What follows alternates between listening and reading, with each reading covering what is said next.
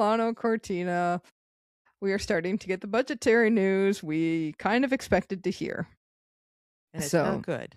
no, it's not good. So, Sport ORF, La Notizia, and Il Nord Est report that the Milano Cortina Olympic Foundation, which organized the events, expects a 310 million euro deficit by the end of 2026. So costs were $230 million. $30 million. Costs were 230 million euros higher. Why? Well, when you're late on your venues, it costs more.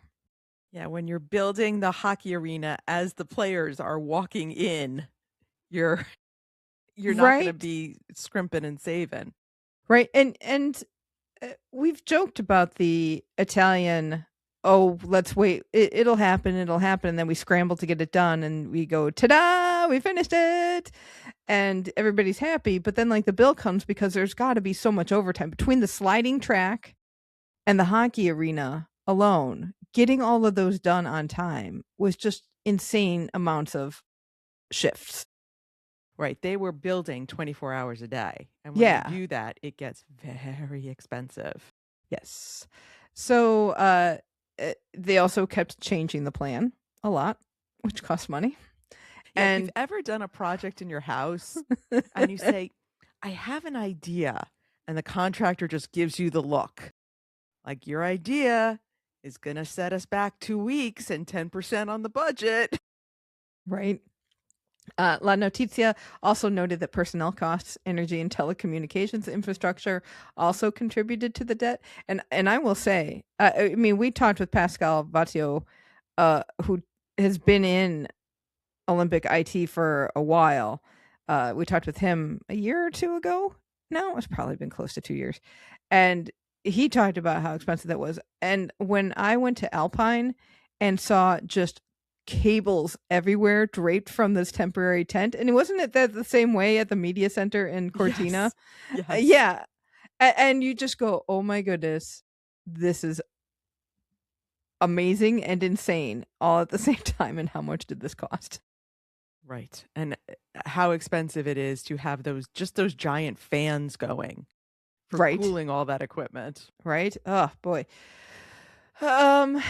So the foundation also owes money to the Italian Olympic Committee, CONI, and the Italian Paralympic Committees for trademark royalties and commercial rights. So they owe CONI 35 million and the Paralympic Committee 5.4 million. Not cheap for trademark usage. As we know.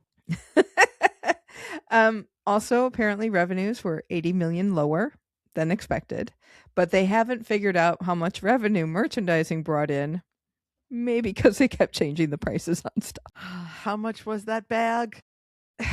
Don't know. But right now the real question is who's going to pay for the budget shortfalls? Right now the state owes 50%, but the regional members of the foundation were asked to kick in some money to balance the budget, with estimates that they'd have to pay between 26 million and 40 million, I think each. But I'm not sure about that one. Everyone's been hoping the IOC would kick in some more money. This is great. The IOC said no. Of course they did. We've the given IOC passes the buck quite literally whenever they can, so they're certainly not going to kick in more cash. Right. So they said, yeah, we gave you enough per the host contract. You're on your own here. And nobody's happy about this. Tourism was down at some ski resorts for the 25-26 season. Probably, obviously, because some of them were closed off for preparing venues and for the games. And so they're not happy because tourism was off. But the real test comes next year if tourism goes back up. Because apparently that happened in Paris. Like 24 was down, 25 went way up.